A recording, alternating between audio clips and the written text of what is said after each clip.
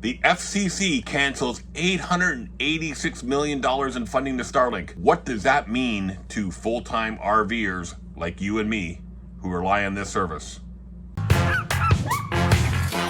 Good day, everyone. This is Stuart with 3 Dogs and RV, and we're back with a very quick video today to talk about the FCC pulling its funding of Starlink of $886 million that it tentatively awarded. Is that the right word? Tentatively? I can never pronounce those big words. I apologize. The FCC awarded Starlink back in December 2020 $886 million and now pulling the rug from underneath Elon and the team at Starlink. Why? Well, it comes down to a couple of things. The FCC has lost confidence, according to an article in PC Magazine, that Starlink can deliver on its promise of high-speed internet to rural America. With all the complaints about speeds going downhill, we first got Starlink back in Florida a few months ago. Worked great for the whole time we used it there. Of course, when we were in Hilton Head, we couldn't use it, but now we're in Myrtle Beach. We got a clear line of sight to the sky. We got it set up, and I have to admit, the speeds are not the best. I'll put a speed test photo right here so you can see. The service has kind of dropped off, and we put a support ticket in yesterday, and they gave us some workarounds to help try to improve it, but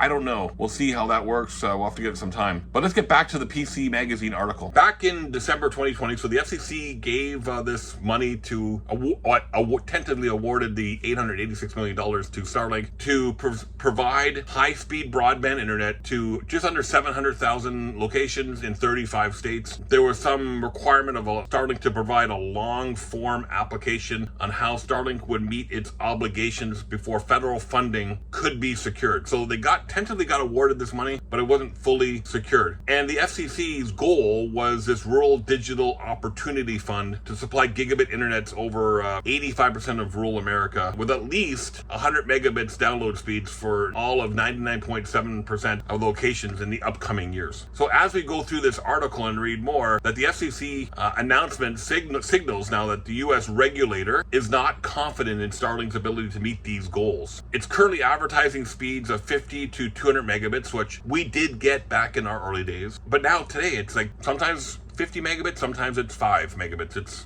fluctuates. And the cost of Starlink has gone up a lot since the early days. Now it costs $110 per month, and the hardware itself is about $600, $700. So it's getting pricey to get on Starlink. So my question is Starlink right for RVers? That's what we want to find. According to Ookla, speedtest.com, speedtest.net shows that Starlink's speeds have declined from the last quarter of 2021 to the second quarter of 2022. So they dropped massively. Well, massively is a big word, but they have dropped significantly, even to the point where I have noticed. Starlink has oversubscribed their system, therefore causing network congestion. That's what we're seeing the slow speeds from, is that network congestion. So Starlink has decided to go out and sell. The RV package is a great example of that. It makes it available for folks like you and I.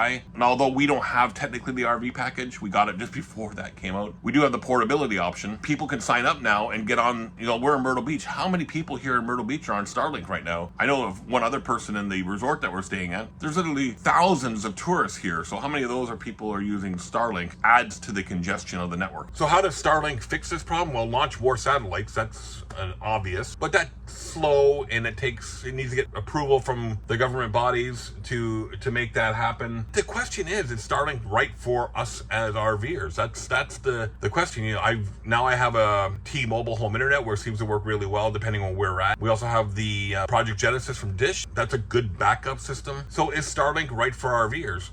And all these issues that we're starting to see, it's starting to make the question more and more.